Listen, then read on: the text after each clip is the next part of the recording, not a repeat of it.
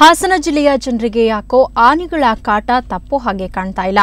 ಆಲೂರು ತಾಲೂಕಿಗೆ ಆನೆಗಳ ಹಿಂಡೊಂದು ನುಗ್ಗಿದೆ. ಅಡಿಬೈಲು ಕೊಡಗತ್ತವಳ್ಳಿಯಲ್ಲಿ 2 ಮರಿಗಳು ಸೇರಿ 12 ಆನೆಗಳು ದಾಳಿ ಮಾಡಿವೆ. ಆನೆಗಳ ದಾಳಿಗೆ ಅಪಾರ ಪ್ರಮಾಣದ ಬೆಳೆ ನೆಲ ಕಚ್ಚಿದ್ದು ಭಾರೀ ನಷ್ಟ ಉಂಟಾಗಿದೆ. ಇದರಿಂದ ರೈತರು ಕಂಗಾಲಾಗಿದ್ದು ಅರಣ್ಯ ಇಲಾಖೆ ಸಿಬ್ಬಂದಿ ವಿರುದ್ಧ ಆಕ್ರೋಶ ವ್ಯಕ್ತಪಡಿಸಿದ್ದಾರೆ.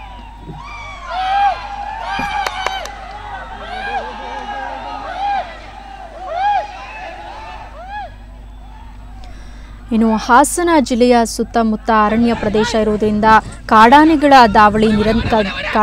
ದಾಳಿ ನಿರಂತರವಾಗಿ ಅಲ್ಲಿ ನಡೀತಾ ಇರುತ್ತೆ. ಇವತ್ತು ಕೂಡ ಆಲೂರು ತಾಲೂಕಿನ ಅಡಿಬೈಲು ಹಾಗೂ ಕೊಡಗತ್ತವಳ್ಳಿಯಲ್ಲಿ 2 ಮರಿಗಳು ಸೇರಿ 12 ಕಾಡಾನೆಗಳು ದಾಳಿಯನ್ನ ಮಾಡಿವೆ. ಆನೆಗಳ ದಾಳಿಗೆ ಅಪಾರ ಪ್ರಮಾಣದ ಬೆಳೆ ನೆಲ ಕಚ್ಚಿದ್ದು ಭಾರೀ ನಷ್ಟ ಉಂಟಾಗಿದೆ. ಇದರಿಂದ ರೈತರು ಕಂಗಾಲಾಗಿದ್ದು ಅರಣ್ಯ ಇಲಾಖೆ ಸಿಬ್ಬಂದಿ ವಿರುದ್ಧ ಈಗ ಆಕ್ರೋಶವನ್ನು ವ್ಯಕ್ತಪಡಿಸಿದ್ದಾರೆ.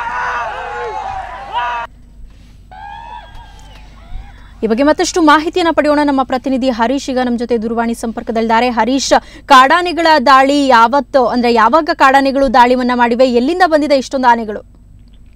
ಸೌಮ್ಯ, ಈ ಕಾಡಾನೆ ದಾಳಿ ಆಲೂರು ಭಾಗದಲ್ಲಿ ಆಗಿಂದಾಗೆ ಪ್ರತಿದಿನ ನಿರಂತರವಾಗಿ ನಡೀತಿರ್ತಕ್ಕಂಥ ದಾಳಿ. ಇದನ್ನ ಸ್ಥಳಾಂತರ ಮಾಡದೇ ಇದ್ರೆ ಪರಿಹಾರನೇ ಇಲ್ಲ ಅಂತಕ್ಕಂಥದ್ದು ಈಗಾಗಲೇ ಸರ್ಕಾರಕ್ಕೂ ಗೊತ್ತಿದೆ, ಇಲ್ಲಿ ಅರಣ್ಯಾಧಿಕಾರಿಗಳು ಗೊತ್ತಿದೆ. ಆದ್ರೆ ಈ ವಿಚಾರ ಈಗಾಗಲೇ ಕೋರ್ಟ್ ಮಟ್ಟದಲ್ಲಿ ಇರೋದ್ರಿಂದ ಇದಕ್ಕೆ ಯಾವುದೇ ರೀತಿಯ ಒಂದು ಕ್ರಮವನ್ನು ತೆಗೆದುಕೊಳ್ಳದೆ ಒಂದು ಹಿಂದೇಟು ಹಾಕುವಂತ ಒಂದು ಇದಾಗಿದೆ.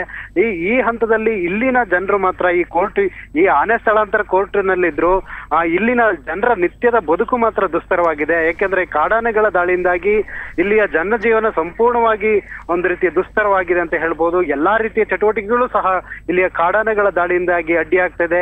ಅವ್ರು ಬೆಳೆದಂತ ಬೆಳೆಗಳು ನಷ್ಟ ಆಗ್ತಾ ಇದೆ. ಅವ್ರು ಬೆಳೆದಂತ ಬೆಳೆಗಳನ್ನ ಅವರು ಆದಾಯವನ್ನು ತೆಗೆದುಕೊಳ್ಳಕ್ ಆಗ್ತಾ ಇಲ್ಲ. ಈ ಹಿನ್ನೆಲೆಯಲ್ಲಿ ಸಾಕಷ್ಟು ಒಂದು ಕಷ್ಟವನ್ನ ಇಲ್ಲಿಯ ಜನರು ಅನುಭವಿಸಬೇಕಾದಂತಹ ಸ್ಥಿತಿ ನಿರ್ಮಾಣ ಆಗಿದೆ. ಈ ಇದರಲ್ಲಿ ವಿದ್ಯಾರ್ಥಿಗಳು ಮತ್ತು ಅಲ್ಲಿನ ಕೂಲಿ ಕಾರ್ಮಿಕರಾಗಿರ್ಬೋದು, ರೈತರಾಗಿರ್ಬೋದು, ಎಲ್ಲರೂ ಸಹ ಒಂದು ರೀತಿ ಕಷ್ಟವನ್ನು ಅನುಭವಿಸಬೇಕಾಗಿದೆ.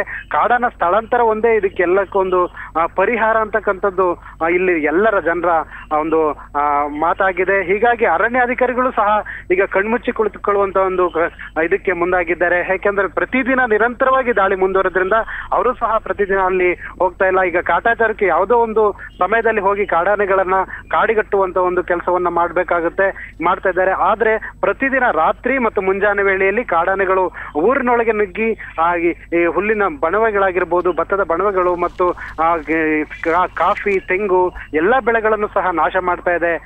ಸೌಮ್ಯ, ಓಕೆ, ಧನ್ಯವಾದ ಹರೀಶ್ ತಮ್ಮೆಲ್ಲ ಮಾಹಿತಿಗೆ.